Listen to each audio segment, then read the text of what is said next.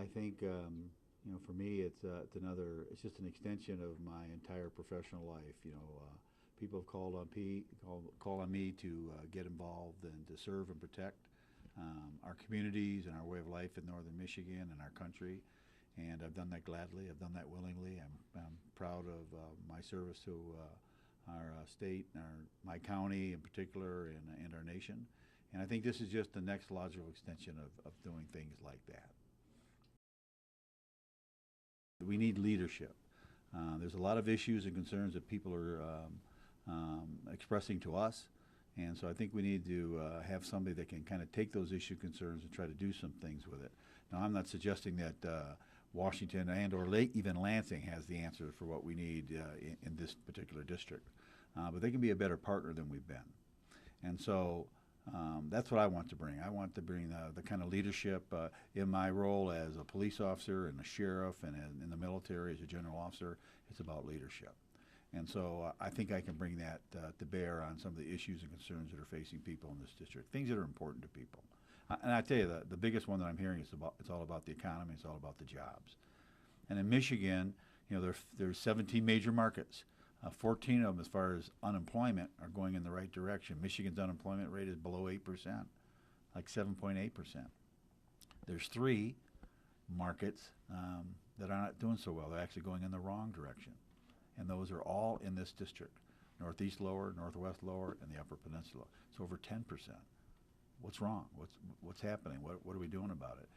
And so there's a lot of different ways to address that. And again, I'm not suggesting Washington or Lansing has the answers. The answers are right here in the community. So, 50, 60 years ago, our leaders of the time convened and talked about what did we need in the district to make things happen so we could progress.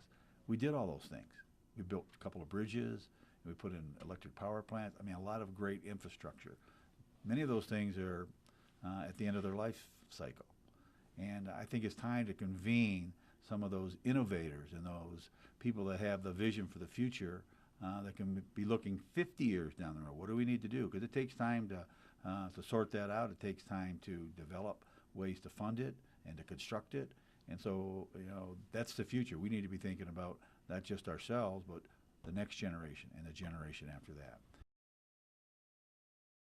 Many of the people who personally know me, and they're all great supporters of mine, but they're very concerned, like, you got to promise us you're not going to change.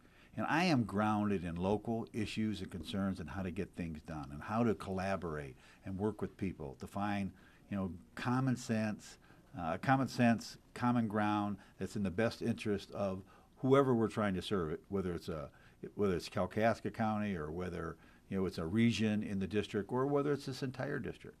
And my experience overseas, I've had to deal with some pretty difficult situations where people didn't want to work with me, but we were still able to make that happen. So I'm used to working. I'm grounded in local. I can operate quite comfortably at a strategic level in a very complex environment. And I think I understand what people are concerned about. It's not my desire to become a Washington, D.C. Resident. I am a resident of northern Michigan. And my priority is to take care of the people in this district first and foremost. So any vote that I would ever make, the litmus test is it going to help the people in this district? Is it in the best interest of the district as a whole? And if we can take care of what's going on here, I'm sure that'll help with the state, and I'm sure it'll help with the nation. But for me, it's the district first and foremost, without a doubt. I'm very pragmatic. I'm not afraid of the word compromise. If somebody's got a good idea, and I've had many situations, even in my as sheriff, where I had to convince people that were of a different political persuasion or a different ideological persuasion about what we're here for is to serve the people. That's what we're here for, first and foremost. And so I could always find the common ground to advance an issue.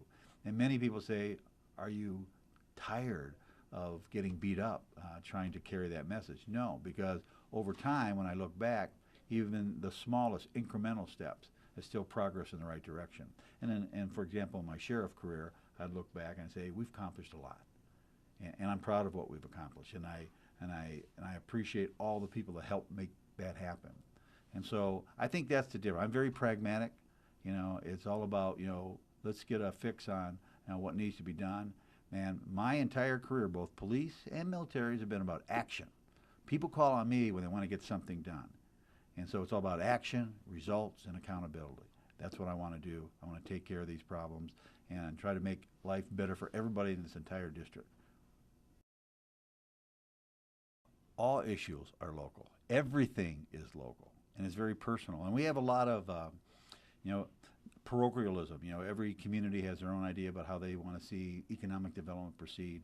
I mean, you know, that's very unique to them, and we need to approach those community leaders and you know, those government leaders and those civic leaders and the unions and anybody and everybody that has an interest in seeing the economy boom.